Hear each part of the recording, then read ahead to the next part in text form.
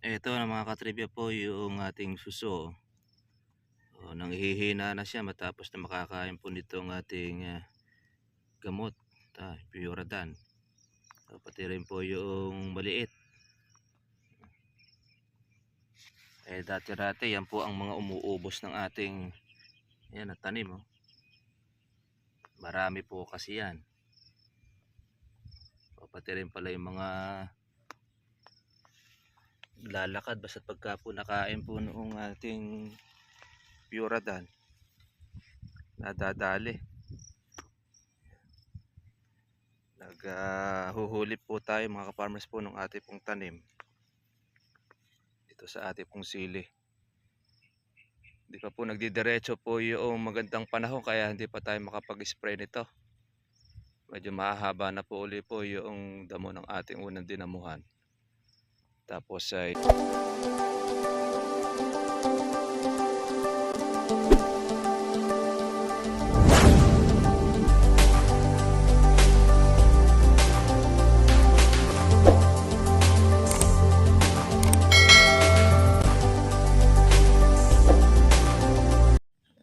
ito mga ka-farmers po yung ating inilalagay po na para doon sa ating sili, proteksyon sa mga suso. Yan po ang ating kalaban. Kailangan natin lagyan po ng ating Puradan.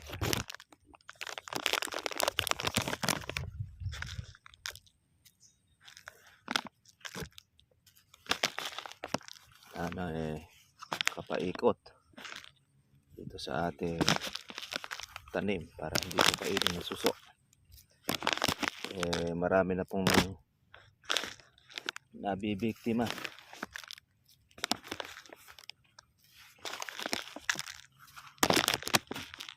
Ito pagka nadilaan niya yan, yari siya.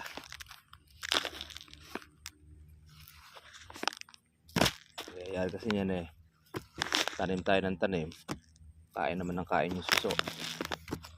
Ayan, lagyan po natin siya ng patibong. Tingnan natin kung makakain pa siya ngayon.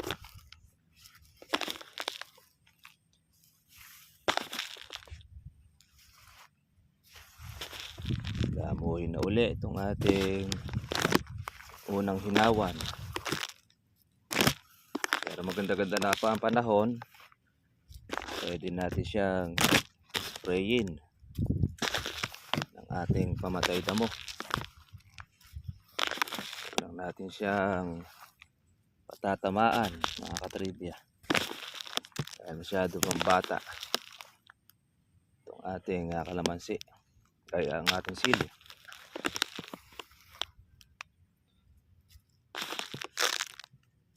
Hindi nakain ng suso ito, marami na sana.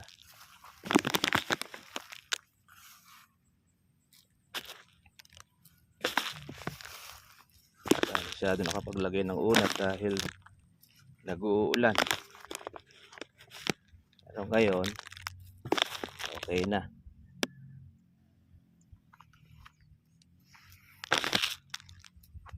Nag-uulip din po tayo.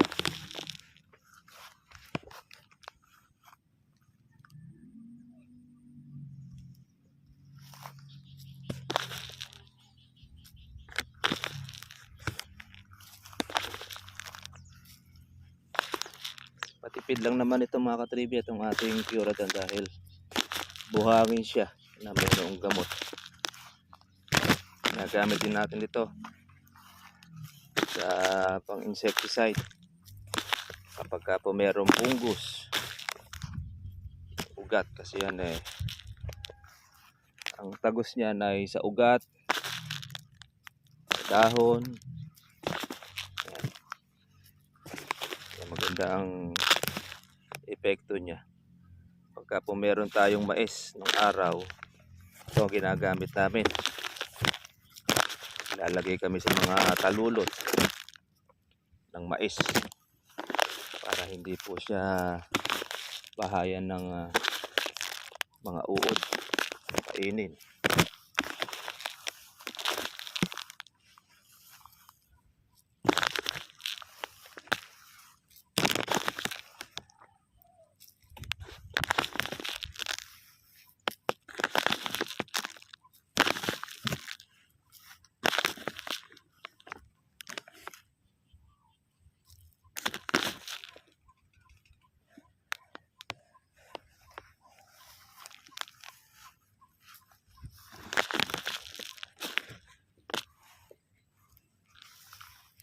Good morning po sa inyo mga ka-farmers. Ito tayo sa ating pong sili. Tanim tayo ng tanim. Pag may tinanim ay merong aanihin. Walang tinanim, wala kang expected na aanihin. Ganyan. Kailangan natin na magsipag. Buti na lang po ito ay hindi siya lubugin gaya sa ibang lugar. Kaya pwede tayo makapagtanim ng ganito, ng sili, panigang.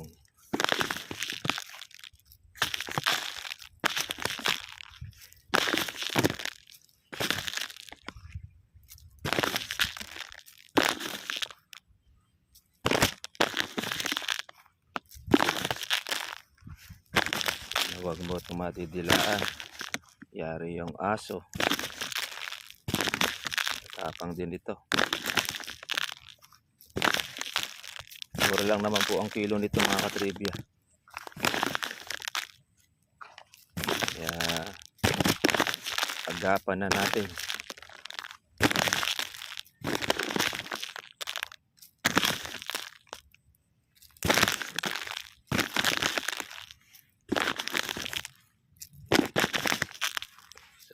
Sobrang lakas ng ulan mga nakakaraan ay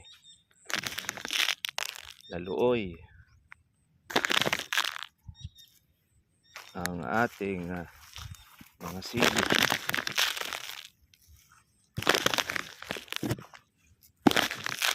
Kaya kailangan dyan nakakalat. Paglibot man po si puso, yari siya. Ganti rin tayo sa mga nakain niya. Okay. Lagay po tayo ng ating gamot sa ating sili para po hindi kainin ng ating suso.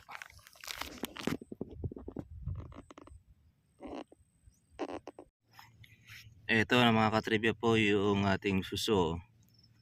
Nanghihina na siya matapos na makakain po nitong ating gamot. Pioradan. Pati rin po yung maliit. Dati-dati yan po ang mga umuubos ng ating tanim. Marami po kasi yan. Pati rin pala yung mga lalakad basta pagka po nakain po noong ating Pioradan, nadadali. Naghuhuli po tayo mga ka-farmers po ng ating pong tanim dito sa ating pong sili. Hindi pa po nagdidiretso po yung magandang panahon kaya hindi pa tayo makapag-spray nito. Medyo mahaba na po uli po yung damo ng ating unang dinamuhan. Tapos ay itong ating kalamansi, hihintay na rin po ng spray ng ating herbicide. Hindi pa po tayo makapag-spray pa mga ka-farmers. Yan. Kahapon lang po natin nilagay po yung para doon sa suso. Ayan. Hindi sila kagad ngayon makaalis. Marami po ito. Yan po ang umuubos po noong ating dahon ng sili. Hindi po sila ngayon makaakyat. Ayan, basta't nadilaan nila. Ayan, nai-stack na. Unti-unti sila ngayon namamatay. Ayan. Kaya nakita na po natin ang solusyon para dito sa ating sili. Ayan po yung salot. na dumadali po noong ating dahon. Ayan, oh. Dami po niyan. Eh, ngayon, yari sila. Lahat ng madilaan dito, may mamamatay siya. Although, hindi naman po mga ka-farmers na mabilis ang kanilang pagkamatay, unti-unti. Kumbaga sa kawan ay ninanamnam lang nila yung lason. Sigurado nagsakitan na po mga sikmura ng mga ere. Ayan, oh. Na-stock sila. Dami pong mga ka-farmers nito. Kaya makita ninyo, ubos po yung dahon iba natin mga sili. Dahil napagkakain yan. Kaya bumili tayo nitong Puradan. Para hindi tayo miya't-miya ay nagtatanim. Nauubos po nila yung ating mga tinatanim, mga ka-farmers. Nakulimlim po ang panahon at yun, bababa po bang yung mga farmers po ang kalamansi. Ganun po talaga dahil buwan kasi ng Agosto, papunta na tayo sa September, ay dyan na po halos po mga farmers po yung magpuputik ang presyo ng ating kalamansi dahil marami na po yung mga sabay-sabay na bunga. Paano mga ka-farmers, ito na lang po ang ating pong vlog sa umaga pong ito. Ayan, natutuwa naman tayo dahil effective naman po yung pamatay suso natin. At pinahihirapan po tayo niyan. At least yan, yari sila. Okay. Tayo po ay magtanim. Itong ating mahahaba at itong ating damo ay unti-unti na po uling pumahaba na siya. Kaya kailangan natin ito ma-herbicide para bawas trabaho mga katribya. Okay, kita-kita na po tayo bukas. God bless po sa inyo lahat. Bye bye.